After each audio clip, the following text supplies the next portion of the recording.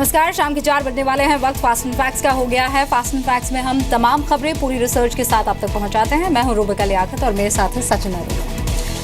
शुरुआत करते हैं पहली बड़ी खबर के साथ। फास्ट एंड फैक्ट्स की शुरुआत में सबसे पहले आपको महाराष्ट्र के पंढरपुर लिए चलते हैं, जहां नगरोटा आतंकी हमले में शहीद हुए मेजर कुणाल गोस्वामी को आखिरी अंतिम विदाई दी जा रही है।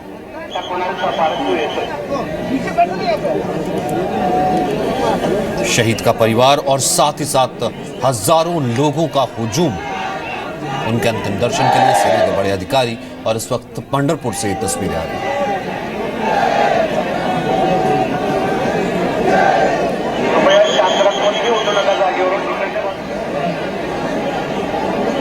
नगरोटा में आतंकियों का सामना करते हुए आतंकियों को ढेर करने के बाद खुद अपने प्राणों की आहुति दे दी थी कुणाल गोस्वामी ने।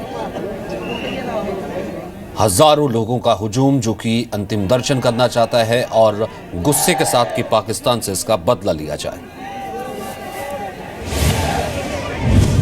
नगरोटा हमले में शहीद हुए मेजर अक्षय गिरीश कुमार का पार्थिव शरीर बेंगलुरु के एयरफोर्स स्टेशन पर लाया गया। शहीद हवलदार सुखराज सिंह का पार्थिव शरीर पंजाब के बाटला में उनके पैतृक गांव पहुंचा। महाराष्ट्र के पंढरपुर के रहने वाले जवान गोसावी कुणाल का पार्थिव शरीर पहुंचा तो लोगों ने रक्षा मंत्री से पाकिस्तान का नामो निशान मिटाने के लिए कहा। राजस्थान के धौलपुर के रहने वाले शहीद राघवेंद्र सिंह के परिवार में भी मातम है। और अगर जवानों को एक आदेश दिया जाए तो जवान चुन चुन कर कहीं से भी उनको ढूंढकर उस अतिरेकों को खत्म करेंगे। देखिए, हमारे जो 7 जांबाज सैनिकों ने कल नगरोटा में शहादत का जाम पिया, उनको लेकर सारे देश का गुस्सा आज चरम पर है। आखिर कब तक हमारे जो जांबाज सैनिक यूं ही अपना बलिदान देते रहेंगे? देश सेवा का शुरू से जज्बा था, इसके चलते हमारी पूरी ग्राम पंचायत में दुख का बड़ा कहर टूट पड़ा है। लेकिन ये बड़े गर्व की बात है कि उन्होंने देश के काम आया इससे। मंगलवार को सुबह 5 बजे 3 आतंकियों ने जम्मू के नगरोटा में आर्मी कैंप पर हमला किया। आतंकियों ने 2 महिलाओं और 2 बच्चों समेत 12 जवानों को बंधक बना लिया था। कई घंटे चले ऑपरेशन के बाद तीनों आतंकियों को मार गिराया गया। 2 अफसरों समेत 7 जवान शहीद हो गए। 29 नवंबर को ही सांबा में बीएसएफ ने 3 आतंकियों को मार गिराया था। इन आतंकियों ने बॉर्डर पार से 80 मीटर की सुरंग के जरिए घुसपैठ की थी। नगरोटा आतंकी हमले के बाद वैष्णो देवी में हाई अलर्ट कर दिया गया है। उधर राहुल गांधी के ट्विटर अकाउंट के बाद आज कांग्रेस का ट्विटर अकाउंट हैक हो गया। दोनों अकाउंट से आपत्तिजनक ट्वीट किए गए। इस मामले में दिल्ली पुलिस ने कार्रवाई करते हुए एफआईआर दर्ज की है। वहीं आईटी मंत्रालय ने राहुल गांधी के ट्विटर अकाउंट के पिछले 6 दिनों का ब्यौरा मांगा है। हमारे सर्टिन ने तुरंत ट्विटर विभाग से बात करके इन ट्विटर्स को हटवाया और बाकी उनके दफ्तर से आग्रह किया गया है कि कृपया करके आप बताएं कि पिछले 1 हफ्ते में इस अकाउंट को किसने से लॉगिन किया है। हम लोगों ने immediately inquiry and investigation start कर दिया है। एफआईआर हमने दर्ज कर ली है और जो इन्वेस्टिगेशन के जितने भी एस्पेक्ट्स होते हैं साइबर क्राइम के रिलेटेड वो प्रोसेस हमने शुरू कर दिया है। भारतीय राजनीति में इससे शर्मनाक और कोई घटना हो नहीं सकती।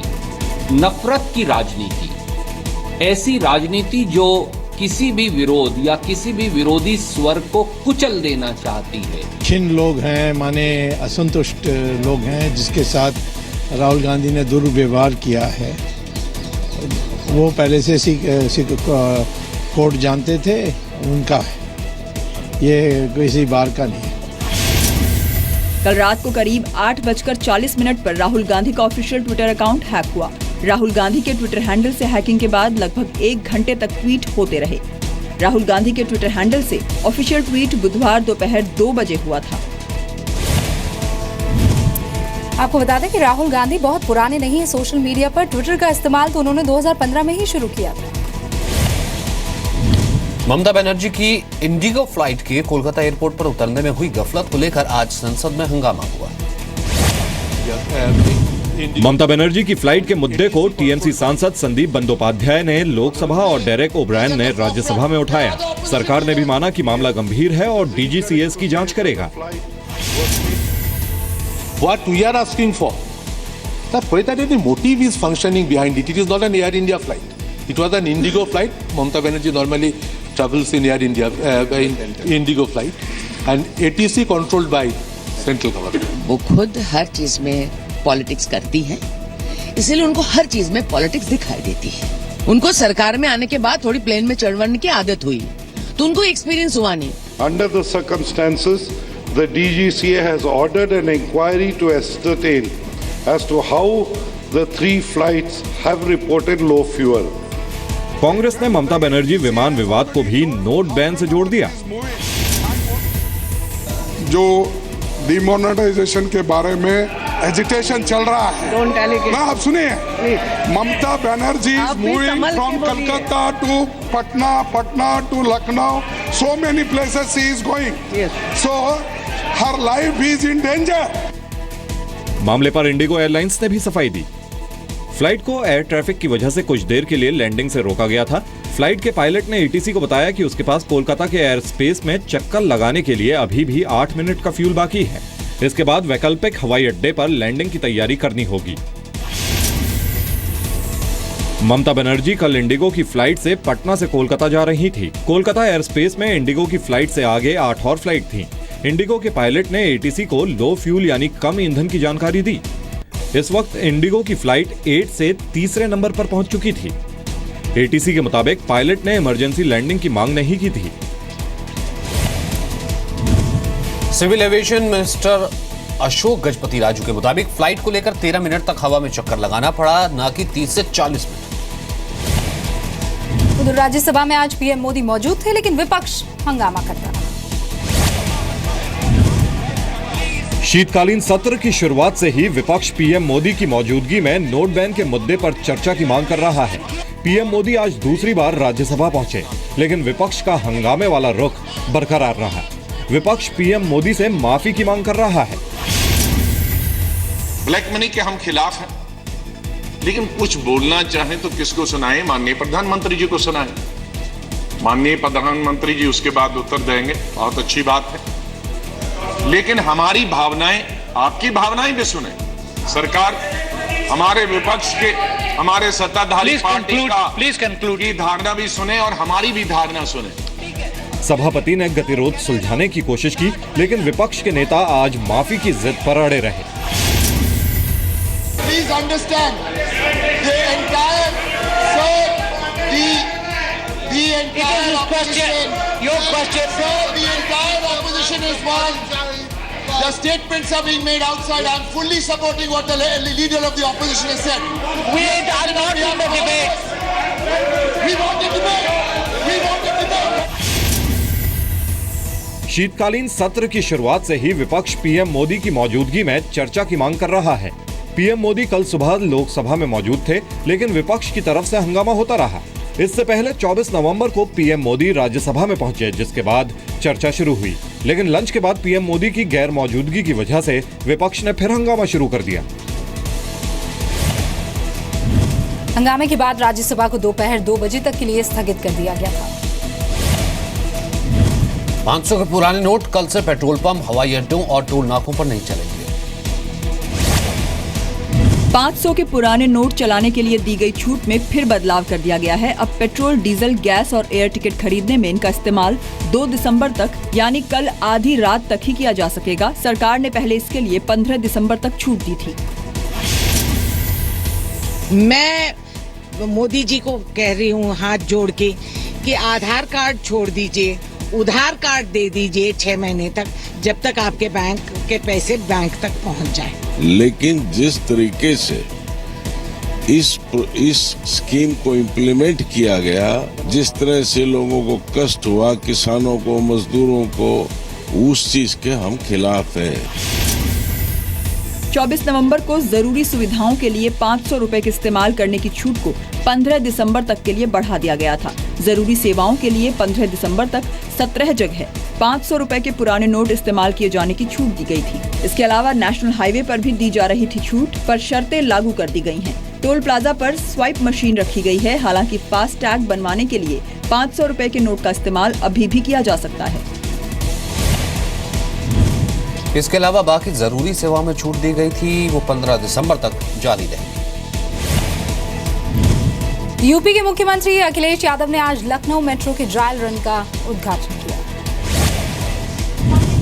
मुख्यमंत्री अखिलेश यादव ने हरी झंडी दिखाकर लखनऊ मेट्रो का उद्घाटन किया। इसी के साथ लखनऊ में ट्रांसपोर्ट नगर से सिंगार नगर स्टेशन के बीच ट्रायल शुरू हो गया।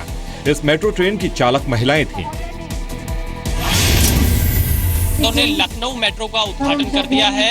आने वाले 2 महीने तक इसका ट्रायल रन चलेगा। आप पीछे लखनऊ मेट्रो की तस्वीरें देख पा रहे होंगे। उत्तर प्रदेश की राजधानी लखनऊ के लिए ये खास तोहफा है।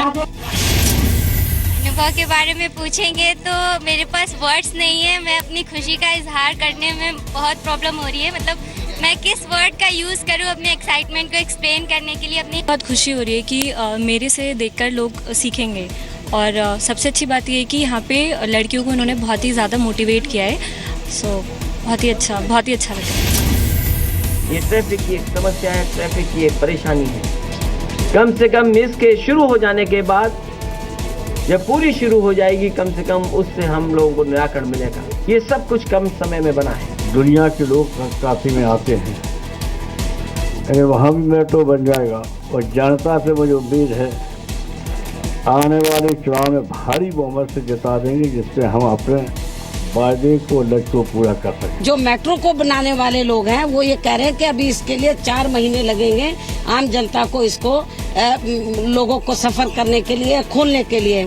तो जब अभी 4 महीने इसके अंदर और लगेंगे तो इसका मतलब इतना जल्दबाजी क्यों हो रही है? आम लोगों के लिए मेट्रो सुविधा 26 मार्च 2017 से शुरू होगी। लखनऊ मेट्रो के पहले चरण में लगभग 6,500 करोड़ रुपए की लागत आई है। 1 जनवरी 2017 से चारबाग स्टेशन तक ट्रायल रन होगा। ट्रायल रन के सफल होने के बाद कुल 6 मेट्रो ट्रेन इस रूट पर चलाई जाएंगी। हर 2.5 मिनट पर एक मेट्रो आएगी।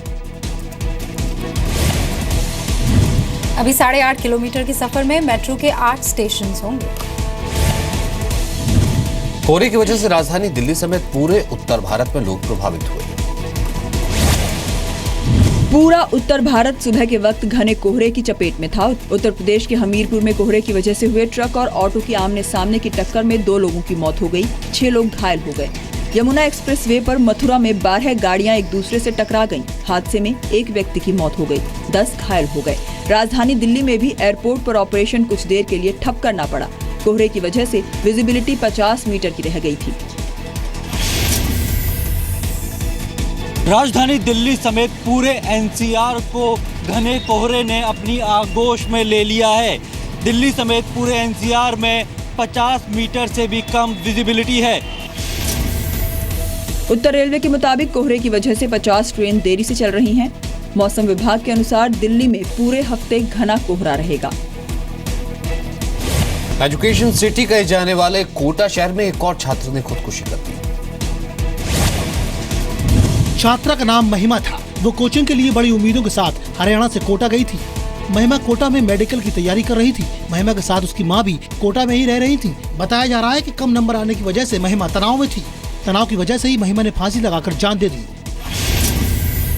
इसने फांसी का फंदा लगा के सुसाइड कर लिया, जिसका पोस्टमार्टम करवा रहा है। कोई कारण सामने नहीं आया। इसकी मम्मी कह रही है मैं छोटे बच्चों को छोड़ने गई थी स्कूल, दिशा स्कूल में, और वापस आया तो कमरे में फांसी का फंदा लगा के।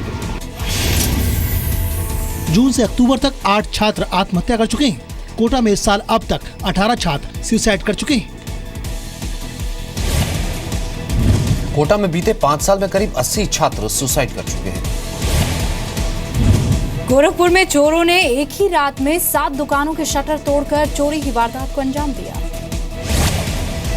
तस्वीरें गोरखपुर के राजेंद्र नगर इलाके की हैं, जहां बदमाशों ने ज्वेलरी, मोबाइल और दवाई की दुकान समेत 7 दुकानों का ताला तोड़ा। बदमाश लाखों की नकदी और माल लेकर फरार हो गए। व्यापारियों में वारदात के बाद गुस्सा है। आज क्या हुआ, आज जो है रात में या भोर में जब भी जो भी घटना हुई, एक साथ 5 दुकानों का ताला तोड़ना इतनी आसान बात तो है नहीं।